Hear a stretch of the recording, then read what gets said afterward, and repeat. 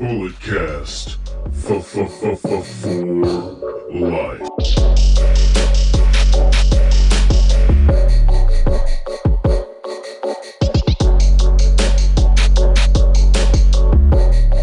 What is up, everybody? It is another edition of Under the Radar. My name is Brandon Tanguma. We are back. I know it's been a little bit, but it's only been a month compared to the year and a half hiatus or however long it was between the last two Under the Radars. But I am back. We're going to go over a bunch of different things. We got a preview Battle in the Valley, which me and Philip will be there, as well as some little news and notes around the world of pro wrestling. And of course, the review you guys have all been waiting for. Nikki Bella Says I Do, the 4-part extravaganza. But first, I just wanted to, this is called Under the Radar. Normally what this entails is we talk about some stuff we don't normally talk about on the Bulletcast proper. So I decided, since we didn't go too much in depth on AEW Dynamite, I decided let's do a recap of it. Let's go through the show, give my thoughts and opinions. To be honest, this show was not a bad show by any means. I think AEW has done a good job in putting on a strong in-ring product. Now, the storylines and everything from a week-to-week nature of that, it's not exactly up to snuff to where it was a year ago, or at the beginning of AEW's run, where it really felt like AEW was going to do something. They are kind of in this weird lull period to where they're not like a hot product. It also doesn't help that WWE is a hot product right now with the Bloodline storyline. So where AEW is, it's a very rough patch for them, and the ratings kind of bear that out. Rampage, I mean, to be honest, I don't watch Rampage really. It's on a Friday. That's what I'm doing, curveballs and chair shots. Then it rolls into the weekend, and usually I'm either doing something or watching some other stuff. So it just kind of falls by the wayside. If I hear something's good, or if I have nothing else to watch, I might plop it on. But to be honest, I'm not really watching Rampage, and Dynamite doesn't make it feel like you need to watch Rampage. Like, yes, there's some stuff that goes on Rampage that leaks into Dynamite, and they don't exactly full blown explain it. And I don't want AEW to hold my hand and just tell me every little thing. But I think from time to time, maybe a little bit of integration, a little bit of cohesion would work. But this show was one of the lowest in a while. Definitely a big drop off. I probably should have pulled up the exact numbers. Didn't think I was going to talk ratings, but I believe it drew around 800,000. Yes, the lowest rating or lowest viewership of 2023. They averaged 824,000 viewers, and it's not shocking, to be honest. As I said, this wasn't a marquee show. There wasn't a big match really advertised. If you kind of looked at the poster of this show, it was just like a hodgepodge that just threw every match out there and just kind of oh, this is who we have on the show. But it wasn't a big. There was a singular match that really stood above the rest, kind of like the other shows over the past few months, or over the past few weeks, rather. So it's not surprising that this show was not very, I don't know if I'd say well received, because everything in here was fine. But if you go back to last week, the Roosh Bryan Danielson match, I absolutely love that match. It might be one of my favorite TV matches I've seen in a while. And just kind of going back, there's always at least one stellar standout match. This one, not so much. This week, not so much. It was kind of more run of the mill. So we'll just kind of run through it and kind of give my thoughts and opinions, because there were some things that we didn't talk about on the Bulletcast I did want to kind of give my opinions on. But first, we had a graphic noting Jerry Jarrett had passed away. We talked about it on the Bulletcast. It's sad, kind of came out of nowhere. He was 80 years old, but still just not a big name in the wrestling business in terms of influence like a Vern Gagne or a Jim Crockett or a Vince McMahon, obviously. But he definitely had he's almost like, Jeff Jarrett, Jerry Jarrett, they just kind of were everywhere all the time. And he was possibly, if Vince McMahon was going to go to prison for the steroid trial, he was going to be running WWF if Vince were to go away. Now, how would that have shaked out? I don't know. I think he was a very big proponent of Bret Hart, and at the time, this was when Bret and Lex Luger were kind of fighting to see who was going to be the guy. And obviously Vince kind of wanted Lex because he was more of a Hulk Hogan clone, Bret Hart more of the wrestler's wrestler.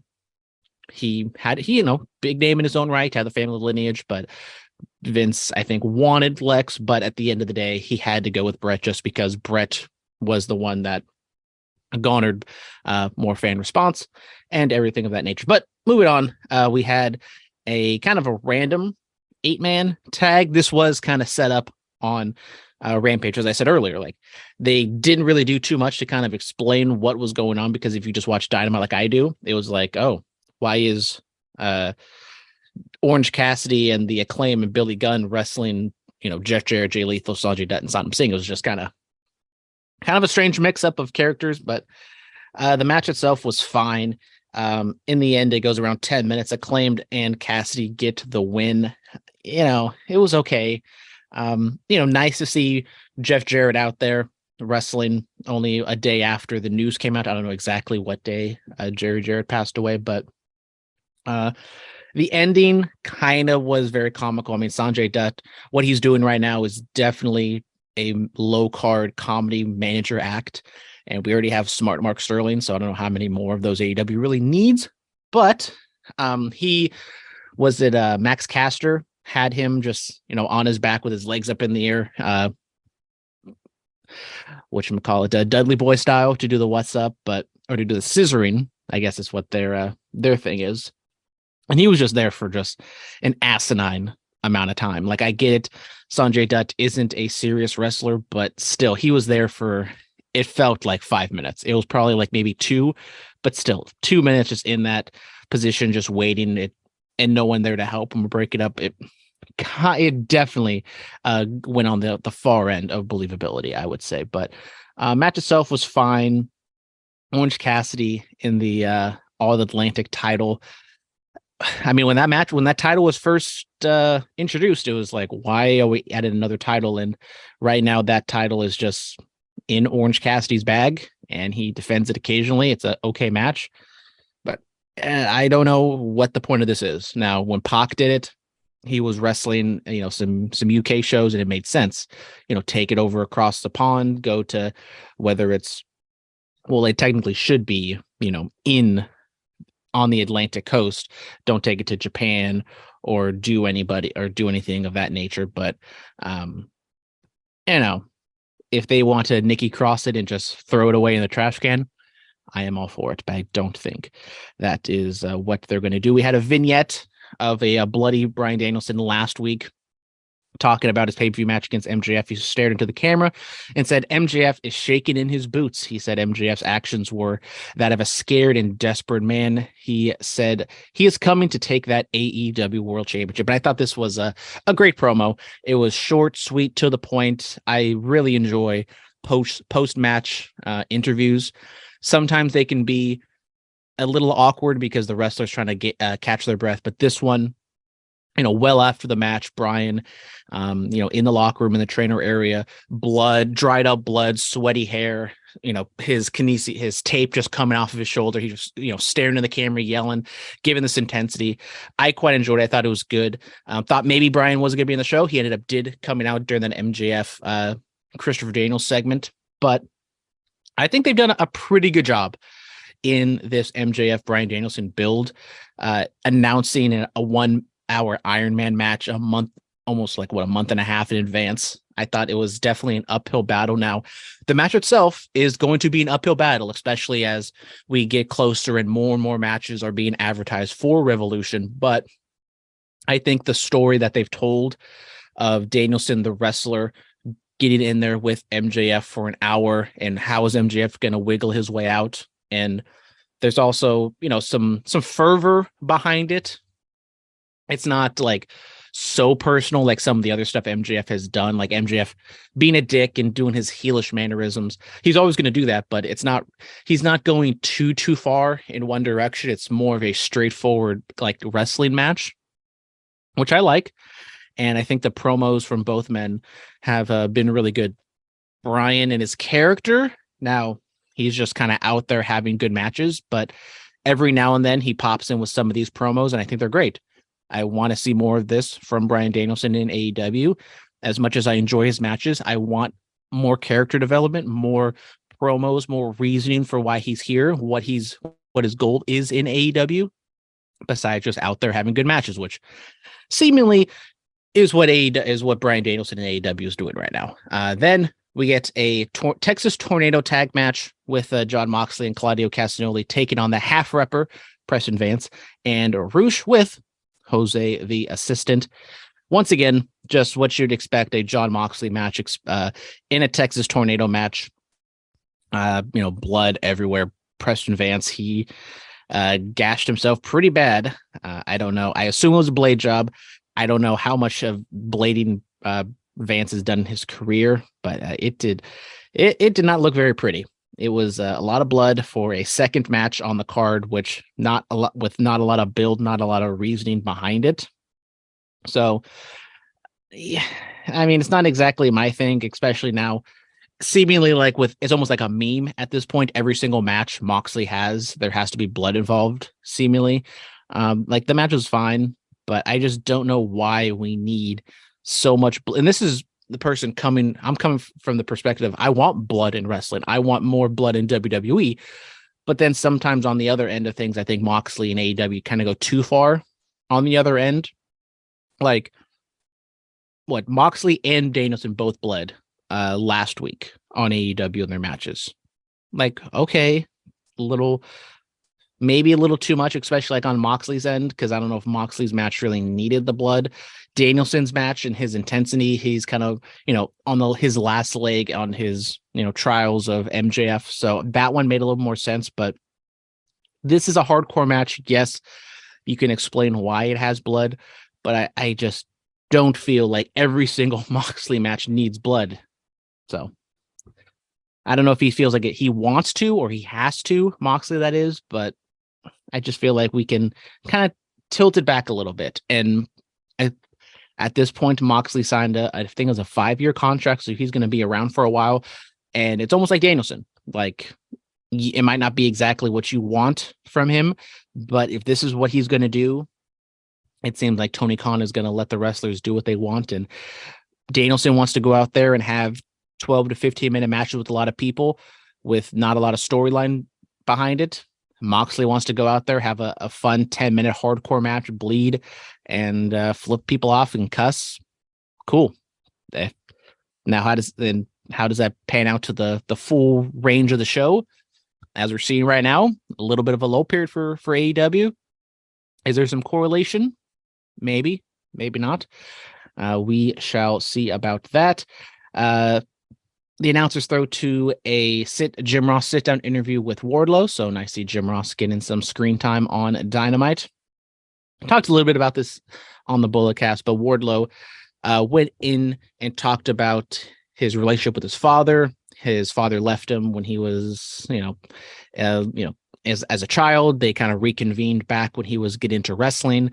His dad ultimately died from cancer, and his dad had long hair and a beard, and that was taken away from him because of the cancer.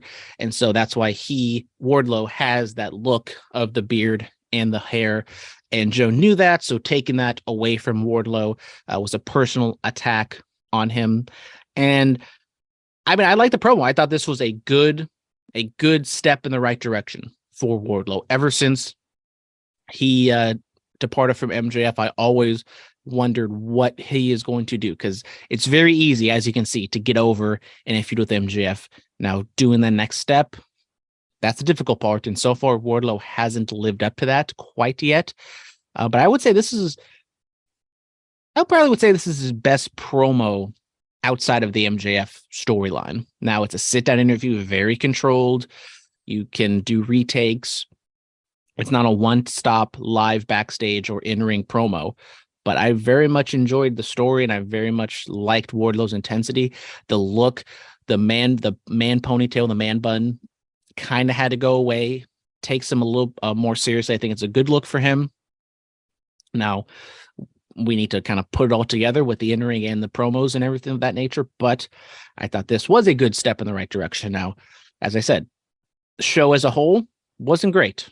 compared to the other shows in ring wise, but there was some little things here and there that I thought AEW did well, but I just don't know if it's going to, add on, stack on top of each other and lead to another hot period for the company. Then we get Mark Briscoe taking on Josh Woods. They built this up last week on Rampage, and Mark gets the win in about 6 minutes. Fine match. Mark ends up signing a contract with AEW, so good for AEW. Mark he's a talent. He, in his segment with on Rampage to kind of set this match up, Mark was just kind of all over the place. He was kind of doing his wacky shtick, and when he was with Jay, that was fine because Mark would be in the background, doing his mannerisms and doing all that stuff. But Jay was a serious one in the front, running the promo, grounding everything, giving it this type of gravitas and intensity that Mark kind of had, but Jay just had so much of it that it kind of put it all together. So now with Mark being on his own, if he is just going to be a straight up singles wrestler, that's the part I worry about, is what exactly is the Mark Briscoe character in AEW as a singles? Because whether it be with Jay or without Jay back in ROH, he was always, a tad bit over the top, kind of the wild, crazy man. And that can kind of work like a Boogie Woogie Man type act, but I just don't know. I'm skeptical to see what they can do with Mark Briscoe in AEW, but I'm intrigued to see, because they have so many people over there. I wonder. I think just kind of this realm for him, in the mid card, kind of gathering some wins, maybe build him up a little bit to lose to a top tier guy. Maybe you can have him in a main event, occasionally, but not really challenge for a title by anything. But you put him in a tag team with somebody else. I don't know, but good for Mark. Don't know what he's going to do with AEW and or Ring of Honor, but we shall see about that. Renee Paquette interviews Adam Cole backstage. And Cole just kind of talked about his recovery process and how I don't think he specifically said he's cleared, but he was being very vague. He said he's definitely feeling much, much better. His right eye doesn't twitch. He doesn't have to pull over on the side of the road because he gets nauseous while driving. Renee was kind of prying and pulling him to try to see if he could announce anything.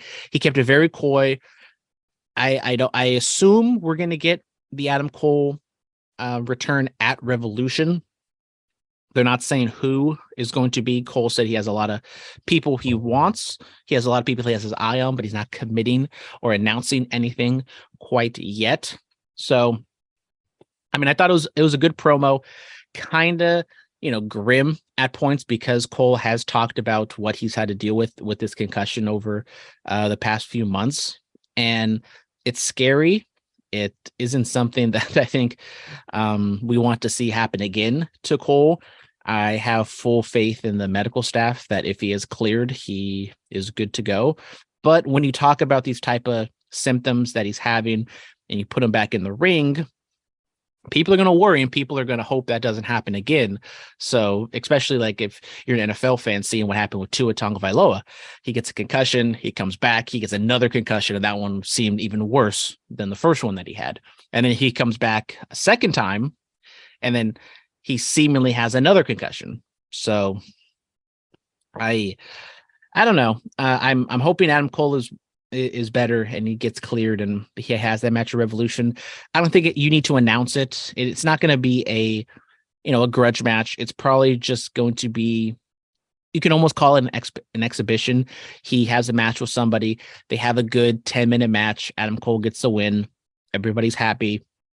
And we move on to the first real feud of Adam Cole. Because right now at Revolution, the hook is just seeing him wrestle. You don't need a bloody angle or whoever it's going to be.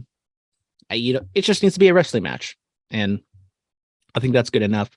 I hope Cole stays away from the Elite, kind of does his own thing. I know there's the overline storyline with Red Dragon, Undisputed Era and the Elite, but with those guys gone, or at least with Bobby Fish definitely gone, and Kyle O'Reilly on the sideline with spinal surgery, I think Adam Cole should just do his own thing. And right now, with the Elite, the way they are, I am just so down on them right now. I don't know if it's a personal thing or a physical thing, but they're just in their own world, doing their trios matches and hanging out with their buddies. And I don't want Adam Cole to be a part of that. I want Adam Cole to thrive and do his own thing, because I think right now where the Elite is, they are pigeonholed and they are just content with doing their own thing in the mid card and having good matches. And that's it. And I think Adam Cole could definitely be more than that. Then we get the MJF promo. We went over this a tad bit, but MJF just stands in the middle of the ring, heals it up. If you haven't seen MJF, if you don't know, when the international feed, they keep going, they don't run commercials. And so MJF is doing his thing. There's some commentary in the back. And if you haven't seen that, go check it out on Twitter. He like throws a fan's phone, like spills a drink, just cussing at everybody. Yes, you can kind of say it's a little bit heavy handed and too over the top, but that's kind of MJF's shtick. And he just goes in on Laredo, and there's an abortion quip in there, which shout out to MJF for, I guess, being pro-choice. That's all I'll say about that. But him and CD get into it. I thought it was a nice use of Christopher Daniels. We haven't seen him really in a while. Good connection with him and Danielson, obviously Ring of Honor days. And as I said, he gave a shout out to APW because Danielson won the first King of the Indies tournament. And then MJF beats up Christopher Daniels. Danielson makes a save. And that's that. As I said, I think they've done a really good job building up this match. It's not super duper personal. MJF kind of goes there every now and then. But hopefully we got 2 more shows before Revolution. So maybe we get Danielson and MJF kind of in that typical WWE in-ring back and forth segment. So I don't know what else they really can do, because Danielson, as I said, doesn't have too much of a character. So, and MJF is cocky, he's arrogant, he says he's going to win. So this match has been building for like a month and a half, nearly 2 months at this point. So I don't think there's really much for them to go back to, or them to really kind of dive into, but they've done a good job so far. We get the Machine, Brian Cage, taking on Jungle Boy Jack Perry. I don't know his contract status, but it almost seems like Brian Cage's contract's expiring. He's just doing jobs to everybody. Perry gets to win about 7 minutes. Then Christian comes out and he sprays Perry with mace. He goes down. And so Perry, Jungle Boy gets the win over Cage. Fine match. Christian makes his return, and it looks like we're going to run that back. I hope this isn't at Revolution. I hope they can kind of wait, because as we're kind of filling up the card right now, and I really don't, as someone who's going to the show, doesn't want this pay-per-view to be like 5 hours long, because we're already teetering on an over 3 hour show, probably a 4 hour show. And if we add more of these matches like Christian and Jack, let's just keep it to a nice tight 3.5, possibly 3 hour show. They announced a tag team battle royal, then a casino battle royal, and those 2 winners will take on the Guns at Revolution. Then the Acclaims interrupt and say they don't back down from a fight, and they are invoking their rematch clause at Revolution. So now the 3-way is going to be a 4-way. I'm intrigued for these battle royals just because I don't know who is in the tag team division anymore. Like, how is AEW going to fill out 2 separate battle royals for tag teams? I assume there's going to be a lot of tag teams in that first match, in that second match, but where the AEW tag team division is right now, I don't see them filling out 2 full battle royals with distinct tag teams in every single spot. Then we get the Elite backstage, and they set up a rematch with AR Fox and Top Flight. As I said, I just don't know what the Elite are doing right now. Like, they're heels, but then the crowd likes them. They're leaning into like a lot of basketball stuff with the TNT relationship, with the NBA relationship. It makes sense. The All-Star weekend's this weekend. like fine, but I it just kind of sucks where they are right now.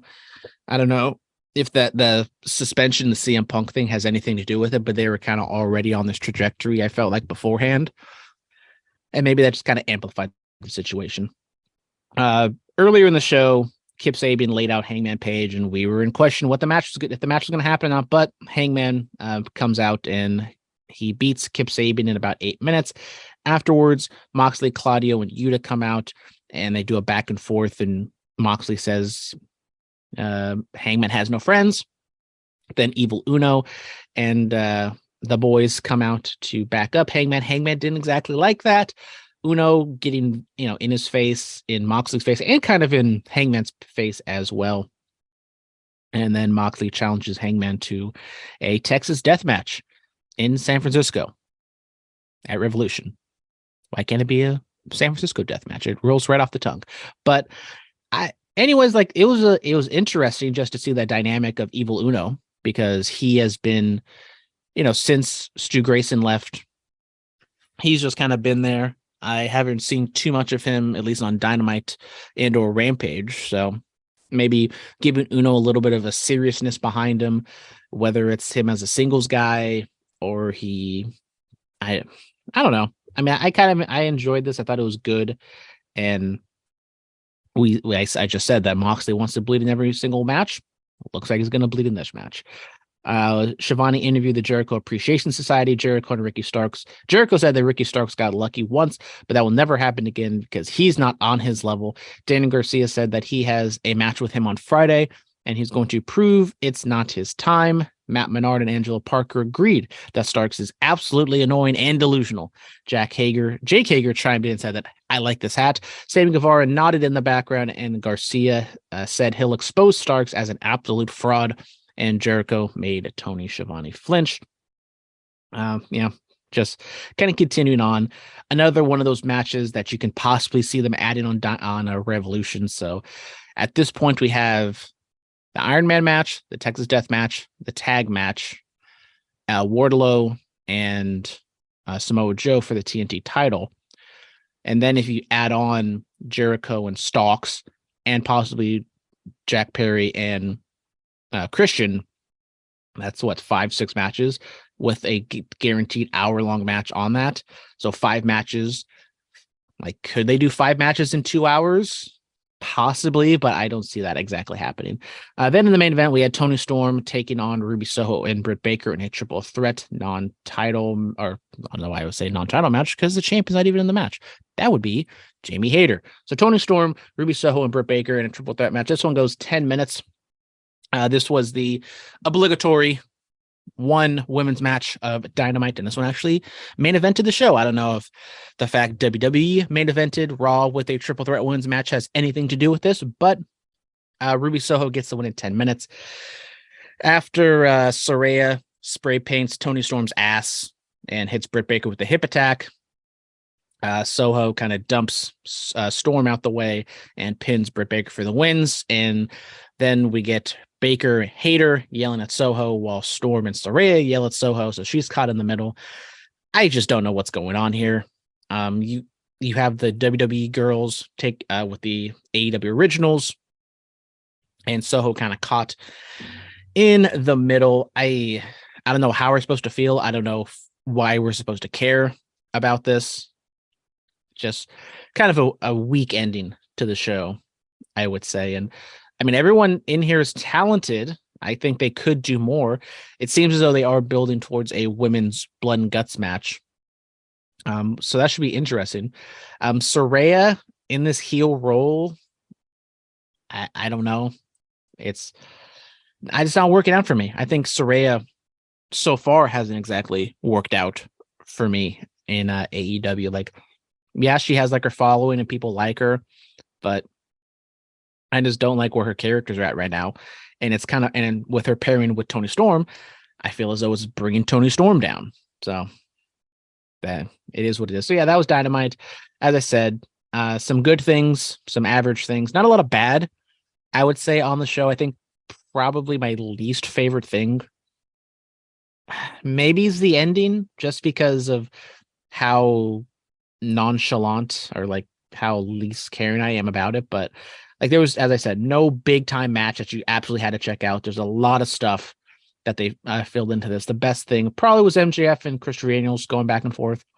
But yeah, let's go on to let's cover some like little news and notes before we get into the New Japan preview. But A&E announced that there's going to be a new Stone Cold series. It's going to be Stone Cold Takes on America, a 10-part series. Will premiere on Sunday, April 30th. As you know, love Stone Cold. What? So this is a part of their WWE Sunday night programming alongside WWE's Most Wanted Treasures and the AEW biographies that they do. I like the Most Wanted Treasures that has Top Dollar, and he would go around and go to collectors and go to some things like I enjoy that stuff. I like memorabilia. I like diving into like that stuff of wrestling. And now we got to have another, it's Stone Cold has done a lot of these different shows before. It's just like watch Stone Cold do things. And I would love to see Stone Cold do things. I believe it's like him going around different parts of America in an RV, doing some sort of challenges or doing activities. So different than what he was doing his previous show that he was on USA Network, which only had one season, I believe. I don't think they're coming back with the new one, where it was just what we see in television a lot these days, celebrities talking to celebrities. So Stone Cold would interview, what did he do? Did he do? Hey, he had Charlotte. I know he had Luke Holmes, some other people. But this one, it seems like it's mainly just focused on Stone Cold and him doing stuff. So I don't know if this is an hour-long show or if it's a half-hour show. But I'll check it out. It seems fun, just something to put on in the background, or just kind of put something on when you're not in the mood to kind of take anything too seriously. So, I mean, honestly, this is just something that can happen on a YouTube. Like this is like a YouTube series. Like as someone who, I'm a big Barstool guy. They do Barstool, not Barstool versus America, but Rediscovering America. And it's just, they go all over the country and just kind of do different things. And yeah, there's some comedy and some wackiness involved, but also there's some, you learn about different parts of the country. Like I probably am not going to go to Alaska anytime soon. Learning about rural Alaska, very interesting. So maybe Stone Cold goes down that route and we see what old Stone Cold is going to do. Then, friend of the podcast, Karl Fredericks, if you did not know, he signed with WWE. He is going to make his debut this week on NXT, or is it WWE Level Up? I think it's NXT Level Up. And he also got a new name. Karl Fredericks is no more, and now he is Eddie Thorpe. Hell of a name. So he will be taking on Dante Chen on NXT Level Up this Friday on the Cock or WWE Network if you're outside of the US at 10 p.m. Eastern Standard Time. Good for Karl. The name change was bland. I mean, Karl Fredericks is already kind of I don't want to say a boring name, but just kind of a bland name. And then now you move it over to Eddie Thorpe. It's kind of the same thing. So kind of a lateral move, but once again, we understand where they're coming from with doing the name changes. So shout out Eddie Thorpe making his WWE debut this week. Now, where Eddie Thorpe used to be was New Japan, and we do have a big New Japan show on the docks for Saturday, going head to head with WWE Elimination Chamber. It feels like every time they do these AEW shows or they do these New Japan shows, it's always going up against some sort of pay-per-view. I think last year they went up against Revolution, and then going back to 19 and 18 or 19. Did I do 18? Because I definitely went to one. I can't remember if that was 18 or 19. It was probably 2018. But these Battle in the Valley, these San Jose shows, seemingly go up against some sort of wrestling pay-per-view, some sort of wrestling premium live event, as they're calling them these days. But this is a pretty big show, pretty good card on hand, probably the best United States New Japan card since before the pandemic. I am quite excited for this.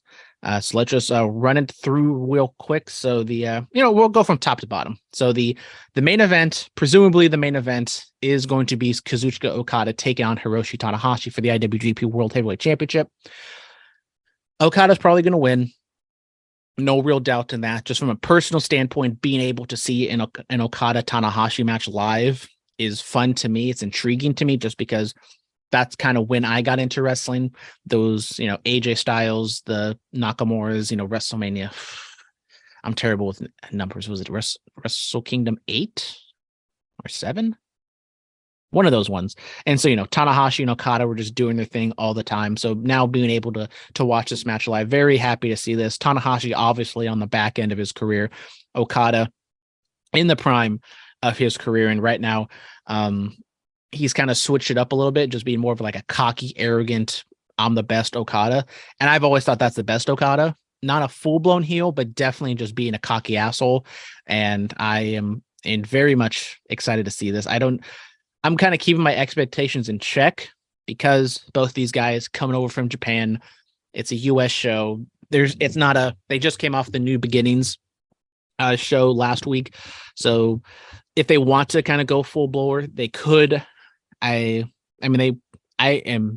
expect them to pull out some fun tricks, and it should be a really good match. Now, the next match, this one seemingly is the most hyped match, the one everyone is looking forward to, the reason why me and the boys kind of bought the tickets to go to this show. And this is for the IWGP Women's Championship match.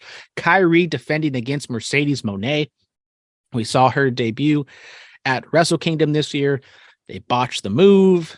Didn't exactly go so well, but it did garner a lot of attention and it garnered a lot of publicity and a lot of buzz for New Japan and Mercedes. Ever since then, she's kind of been hanging out under the radar, one might say, but I think that hype is going to pick right back up again. It's been a while since she's wrestled. She's posted a lot of things on her Instagram and Twitter that she's been training and she's doing things down in Mexico, in Japan, training over there. But first time in nearly a year that we're going to see Sasha Banks, Mercedes Moné in the ring. And I think this is going to be a fantastic match. The crowd is going to be hot. I know they really want to see this match. And it's not Mercedes taking on some Japanese woman that a lot of the mainstream wrestling crowd in San Jose doesn't know. It is a WWE match, for lack of a better term. Sasha Banks and Kairi Sane, two women that I assume everybody in that crowd is going to know who they are. And it's going to be, they're going to be motivated, especially, I presume, even though this is kind of the match most people are looking forward to, I presume this is going to be the semi-main below the men's title match. And knowing Mercedes, she's probably going to be very motivated. First match back in a while, her real first match as Mercedes Moné. She's going to probably want to go balls to the wall, and they're going to want to steal the show. I kind of expect them to steal the show. If they are given 20 minutes and they just do what they can do, I think this match is going to be something special. I think this match is going to be really good. And I expect Mercedes to win. Now, it all depends on what her contract is. Now, is this it almost seems like this is a bucket list item for her. So it's just her wrestling for New Japan. But I would also assume she wants to wrestle in Japan, and she hasn't got to do that yet. So I think she wins this, and she has a little bit of a lengthy title reign. Maybe she goes and wrestles and either takes it to Dominion. Maybe she takes it all the way to Wrestle Kingdom next year. I don't know what that contract says, but I think this is going to be a fantastic match. Then we get the New Japan Strong Openweight Championship. Fred Rosser, formerly known as Darren Young, he is a champion defending against Kenta. I mean, I think you can go either which way. It's going to be intriguing to see what the crowd is for this, because obviously Fred Rosser is a relatively big name, or well, he's not a big name anymore, really, but people know who he is. Maybe there's going to be people who, if you say the name Fred Rosser, you're not going to know who it is, but once you see him, they're like, oh, that's Darren Young, and maybe they'll get behind him. Kenta, much more of the traditional New Japan audience is going to get behind him, I do believe. If we are getting a title switch in Mercedes Moné, maybe they kind of hold off on title switches, but it's the New Japan Strong Openweight title. It doesn't mean too much. I don't know what Kenta is going to be doing in terms of staying in the States or staying in Japan. So, I mean, I'll give it to Kenta. Have him win a little GTS for the win. Why the hell not? Then we get the New Japan Strong Tag Team Championships as the Motor City Machine Guns take on the World Class Wrecking Crew. Once again, should be a solid match. I would expect Motor City Machine Guns to get the win here. The NJPW World Television Championship takes Zack Sabre, the champion, takes on Clark Connors. This one, the matches, I believe, are 15-minute time limits, so kind of quick, get in, get out. Zack Sabre can just, get in there and stretch people. I would suspect Zack Sabre to retain and get the win. Then Eddie Kingston and Jay White. I don't know where this one falls in the title or in the match card. Maybe if I go to New Japan, if the New Japan website, maybe they have it kind of listed as where, because usually if New Japan is going to do their, if I can spell NJPW1972.com. There we go. Usually if they put it on the website, they will have it kind of in order of how the matches are supposed to go. So I'm just going to check it out because now the stakes have been raised. If you have not heard, Eddie Kingston and Jay White were on Wrestling Observer Radio, and they set up the stipulation. Jay White lost Hikuleo last weekend, so now he lost a loser leaves Japan match. So now they raise the stakes, and now it is going to be a loser leaves New Japan match. So if we go based on the card that they have on the website, 1, 2, 3, 4. So this would be the fourth match out of 7 or 8.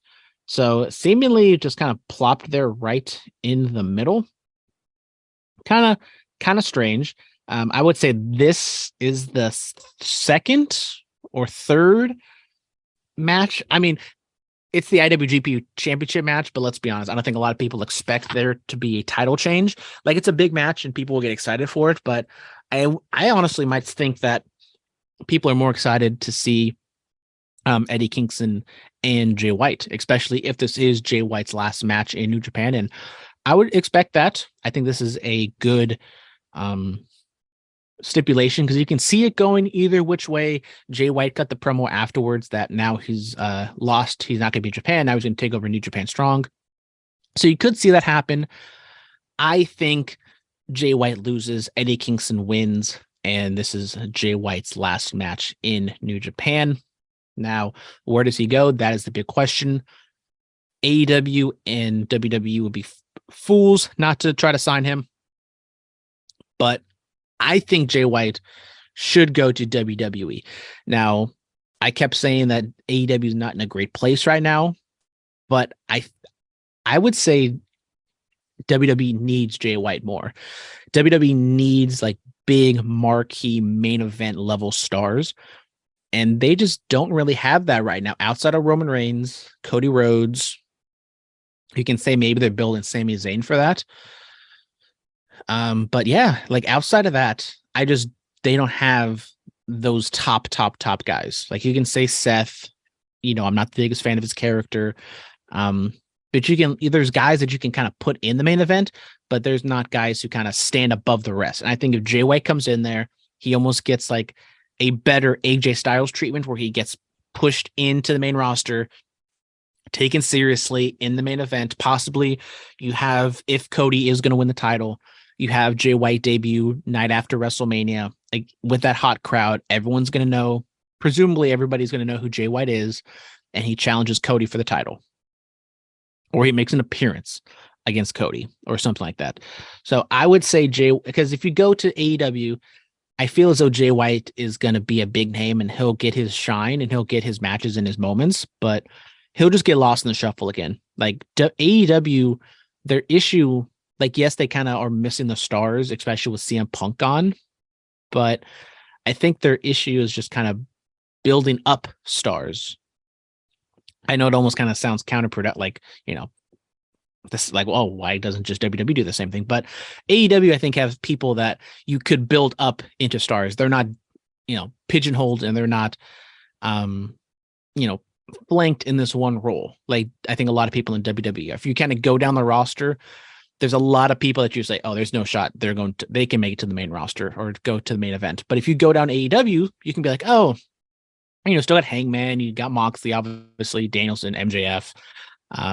You can build up Jack Perry to be something, to be a main eventer, Darby Allin possibly. Like, I just think AEW top tier main event roster is much more fluid than WWE's is. And so adding Jay White does more to WWE's main event roster than it does to AEW's roster. And we see they sign people, AEW does, and they kind of get lost back in the shuffle. So I would expect Eddie Kingston to get the win. Then we got a Filthy Rules match with Filthy Tom Lawler taking on Homicide. This one should be fun. I don't know exactly what a Filthy Rules match wouldn't. Oh, well, if I went to the New Japan website, dummy, it would say no DQs and ring ropes will not be used in this bout. So it's pretty much a blood sport match. I really much enjoy blood sport matches. Tom Lawler, with his MMA background, he'll be able to bring it. I don't know what Homicide could do, but that will be very intriguing to see what Homicide can do in that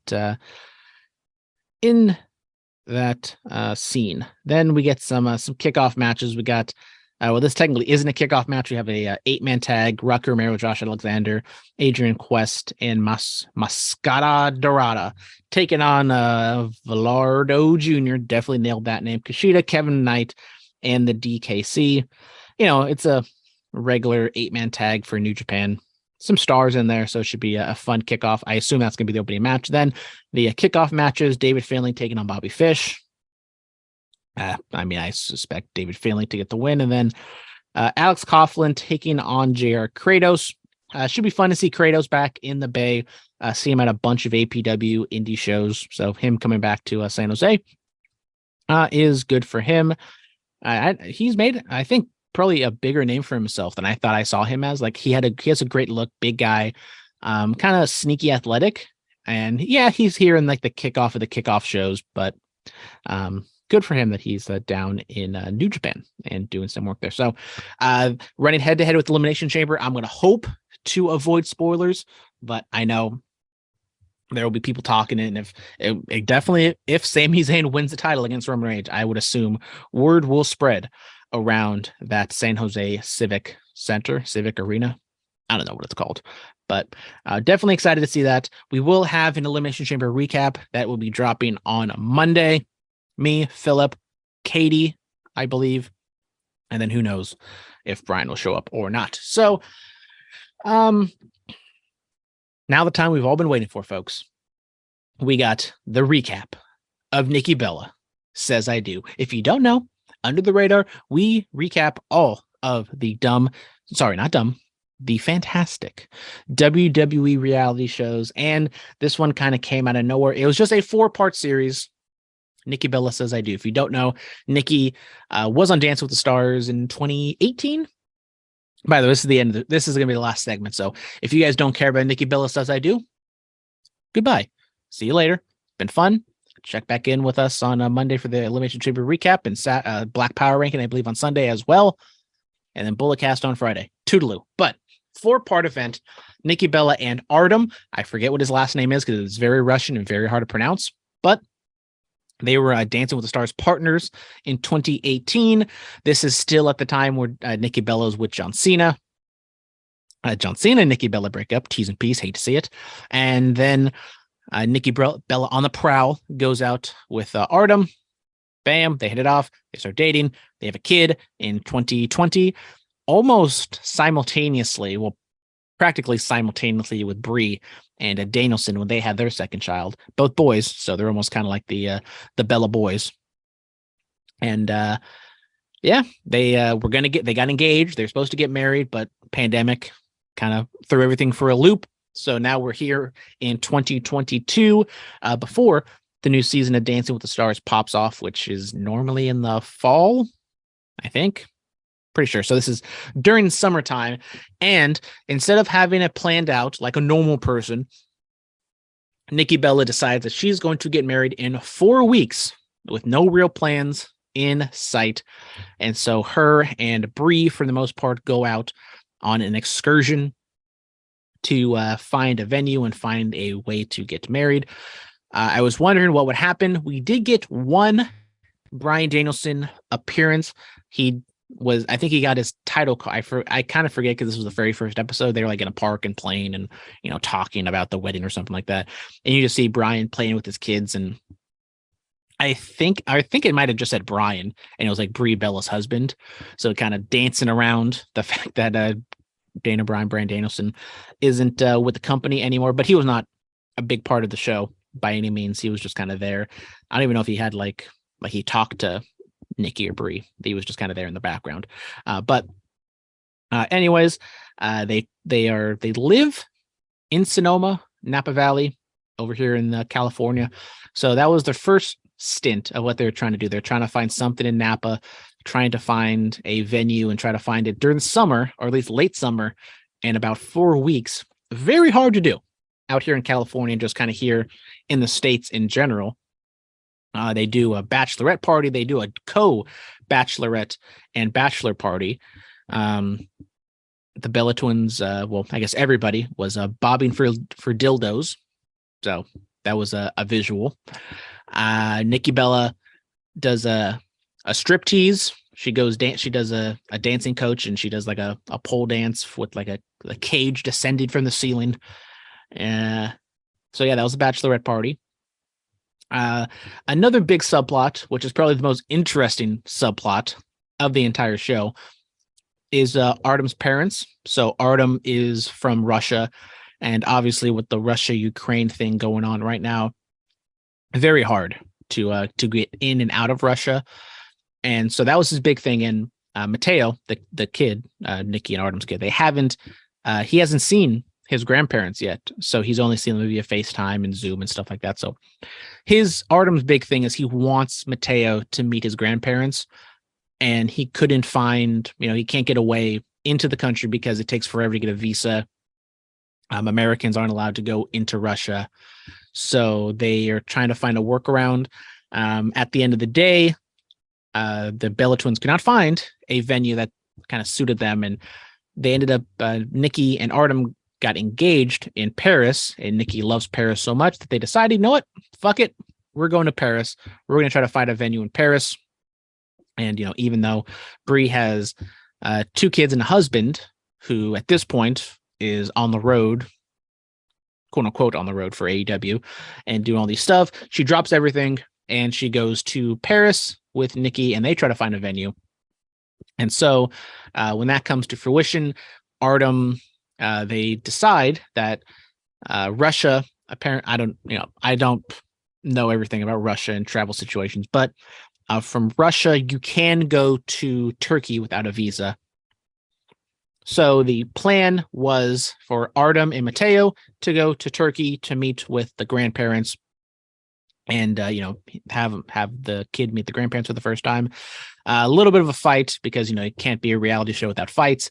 And, it was a great time. It was honestly like the best part of the show is seeing Artem and Mateo, go to Turkey and, meet the grandparents and have all that, fun stuff. So while that's going on, the Bella twins are going around Paris trying to find stuff. And just happens to be like a couple days before the wedding, they find this beautiful building right at some plaza that has a lot of sentimental value to Nikki. And they find it. That's all these different things. It's just magical. TV magic, one might say, that they were able to find this venue so close with only a couple days until the scheduled wedding date. They are possibly going to do it in a park. That doesn't fly for Nikki. She's not a park person. Then they go shopping. They find dresses. Another big thing was that Nikki really, really wanted to wear her wedding dress that she was gonna wear with John Cena, which was interesting because, I'm not a wedding person. I'm not a woman who has a wedding dress and how that whole feeling goes. But she loved it so much that she just had to buy it. She had to get it with John and she kept it, and she was gonna wear it on the wedding day with Artem. She ran past Artem. Artem is very kind of whatever, laissez-faire, kind of go with the flow. Very, if you kind of look at the similarities, Brian and Artem, very similar guys. They're not very confrontational. They're just kind of go with the flow. While the Bella twins definitely are the more, you can call them go-getters, or the more, I don't want to say aggressive, but definitely maybe more, forward and more pushing on topics and things of that nature. So, but at the end of the day, they go bridesmaid shopping, and for the halibut, Nikki tries on some dresses. They find a dress, bam, beautiful. So she's not wearing a John Cena dress to Artem's wedding. They have the wedding, beautiful. Mateo apparently just started yakking everywhere, so he was unable to be a part of the wedding, to be the ring bearer. So then that sends a tiffy, sends a skirt, and they also couldn't find the rings. They had the rings in the safe at the hotel, but then they went to go get them. They forgot them. Then they went to go get them, couldn't find them. That was never uncovered. That was never dived into, because this is the last episode. The wedding's the last episode. So, and like in the last 15 minutes, it's like, oh, I can't find the rings. Where the hell are the rings? Everything goes up in flames. And we just never figure out what the hell happened with the ring. So they just kind of took Nikki Bella's grandma, her engagement ring, and then I guess they borrowed someone's ring for Artem. So yeah, someone either misplaced, stole, or took the wedding rings, and we did not find whatever happened to them. So anyways, so that's it. That was the Nikki Bella Says I Do. It was just a quick 4-part series. And I mean, if you think of what a WWE Nikki Bella reality show trying to find venues and doing wedding stuff, is exactly what you think. I was hoping maybe we got a little bit more Bryan Danielson. He has been very vocal and very upfront, because if you haven't listened to his interview with Renee Paquette on YouTube or on podcast form, he's not a big fan of reality shows, but he goes along with it because it's Bree's thing. It's kind of something for them to do, makes money, blah, blah, blah. So it did make sense for him not to really be too much a part of this, but I was kind of hoping just for, just to see some. I like destruction. I want to see an AEW person on a WWE programming. We did, but he was not there for much longer. But before I forget, got to check the UTR mailbag at gmail.com. We actually have 42 messages in the inbox. I know it's been a long time. I am thrilled that we have this much emails in the box, but I am going through it. Unless it is, let's see, this one from Natasha. Hi, UTR mailbag at gmail.com. Would you like to increase the leads/sales generated from your website? Reply if you are interested to know. I will prepare a full proposal along with the analysis report and recommendations. Best regards, Natasha. From December 15th, 2021. That shows how long it's been since I've checked this mailbox. But yeah, all this is just spam. I was actually surprised that there was this much stuff in here, because normally when I check the email first, so I forgot why, but I subscribe to the New York Times, or if you go on one of those websites, you put in the email and you can read the article for free, but then they just keep hammering you with new whatever it is, discounts and saying, oh, do this and buy this. Apparently I also did something with Compound Sportswear. No idea where that Compound Sportswear stuff came from, but yeah, so that is going to do it for us for today. Pretty long one. I didn't expect it to be this long, but I think going down the AEW rabbit hole and kind of getting all my thoughts out there kind of expanded the podcast. So thank you guys very much. If you want to send it an email to the mailbag, who knows when we're gonna do another one, but trying to maybe do one every month, once a month, to kind of fill in some holes, maybe talk about some specialty stuff going on in the world of pro wrestling. So UTR mailbag at gmail.com. But if you want to just send it into the catch-all of the Bulletcast 2 in the number 2, as in the number 2, suite at gmail.com. Bulletcast 2 suite at gmail.com. Thank you guys very much for tuning in. As I said, we got a bunch of stuff lined up for you guys.